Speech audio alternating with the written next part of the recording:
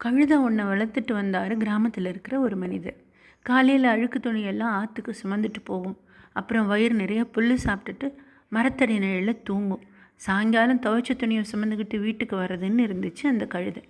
கழுதையோட சொந்தக்காரர் ஐயா இருக்கார் இல்லையா, அவர் நல்லா பார்த்துக்கிட்டார்.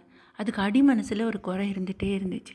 வீடு, ஆத்தங்கரை, இதை ரெண்டத்தையும் தாண்டி நம்மளால் எங்கேயுமே போக முடியலையே. பக்கத்தில் எவ்வளோ பெரிய காடு இருக்குது, அந்த காடை போய் பார்க்கலாமே. இப்படி நினச்சிட்டு இருக்கிற சமயத்தில் அந்த மனிதனுக்கு உடம்பு சரியில்லாமல் போயிடுது. சரி, இன்றைக்கி நம்மளுக்கு வேலை இல்லைன்னு நினச்சிட்டு வீட்டை விட்டு வெளியில் வந்து காட்டுக்குள்ளே போச்சு. எங்கே பார்த்தாலும் பச்சை பசேல்னு புல், விதவிதமான கீரை, கலர் கலராக பூக்கள், வாசனையான பழம். ஆஹா, காடு இவ்வளோ சூப்பராக இருக்கே. கண்ணில் பட்டதையெல்லாம் ஆசை ஆசையாக சாப்பிட்டுச்சு கழுதை. வயிறு முட்டை சாப்பிட்றது. தண்ணி எடுத்ததும் அங்கே ஒரு ஓடை இருந்தது. சரி, ஓடையில் போய் தண்ணி குடிக்கலான்னு வாய் வைக்கிற நேரத்தில் உருமல் சத்தம்.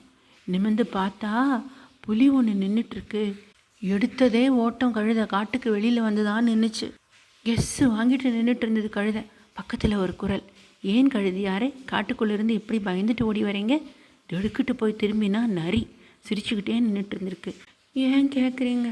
நான் காட்டை பார்க்கலான்னு ஆசைப்பட்டு வந்தால் தண்ணி குடிக்க போன இடத்துல புலி. கழுதியாரே, தேவையில்லாமல் பயந்துட்டீங்க. புலி வயிறு முட்டை சாப்பிட்டுட்டு தான் தண்ணி குடிக்க வந்திருக்கு. நான் எங்கே கண்ட காட்டை பற்றி?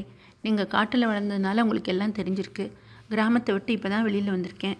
எனக்கு கிராமத்தை பார்க்கணுன்னு ஆசை, உங்களுக்கு காட்டை பார்க்கணுன்னு ஆசை. முதல்ல கிராமத்துக்குள்ளே என்ன கூட்டிகிட்டு போங்க என்று சொன்னது நரி.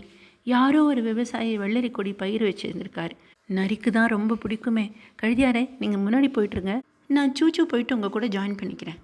நரி நைஸாக வெள்ளரி காட்டுக்குள்ளே இறங்கி நிறைய பறித்து சாப்பிட்ருச்சு. போதா குறைக்கு 2 கையிலையும் தேவையான அளவு அடுக்கிச்சு. ஒருத்தர் அந்த நரியை பார்த்துட்டு கூவ எல்லோரும் கத்தியும் கம்புமா நரியை துரத்த ஆரம்பிச்சிட்டாங்க.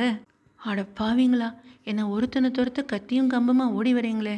கையில் இருந்த எல்லா வெள்ளரிக்காயும் தூக்கி வீசிட்டு, கழுதியாரே, உங்களுக்கு கிராமந்தான் சேஃபு, எனக்கு காடு தான் சேஃபு என்று ஓடி சென்று காட்டிற்குள் மறைந்தது நரி.